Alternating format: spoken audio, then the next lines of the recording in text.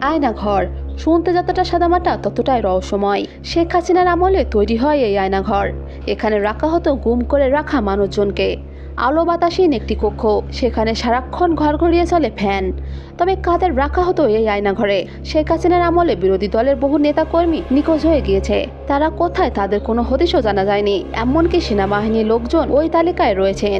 আয়নাঘর আসলে গোয়েন্দাদের একটি গোপন বন্দিশালা বা ডিটেনশন ক্যাম্প। বাংলাদেশের মানবাধিকার সংস্থার খবর অনুযায়ী 2009 সাল থেকে 2021 সাল পর্যন্ত মোট 605 জনকে গুম করা হয়েছে। তাদের অনেকে বিএনপি সমর্থক, এদের অনেকেই জঙ্গি বলে আটক করা হয়। তাদের মধ্যে অনেকে ফিরলেও তারা প্রকাশ্য কিছু বলেননি। তবে এদের মধ্যে 2 জন তা খানিকটা প্রকাশ করেছেন।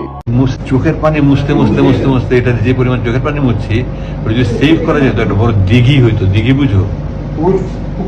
বিশাল বড় পুকুর। জানা যায় সকালের খাবারে বিস্কুট দেওয়া হতো। দিনরাত একটি ফ্যান চলতো শব্দ করে। মাঝে মধ্যে বিমান ওঠানামা শব্দ হতো।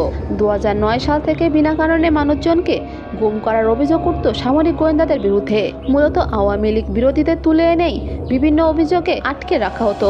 অনেকেই খাবারের সাথে দেওয়া মাংসের হাড় বা শক্ত কোনো বস্তু দিয়ে ফোন নাম্বার বা জমানো অনেক কথা কক্ষে দেওয়ালে খোদাই করে লিখে গেছেন। ফ্যান বন্ধ করলে অনেক লোকের কান্না শব্দ আসতো, কিন্তু ফ্যান ছাড়া অবস্থায় তা বোঝা যায় না। তো ভিউয়ার, এই আয়নাঘর নিয়ে আপনার কি মন্তব্য করে যান কমেন্ট বক্সে।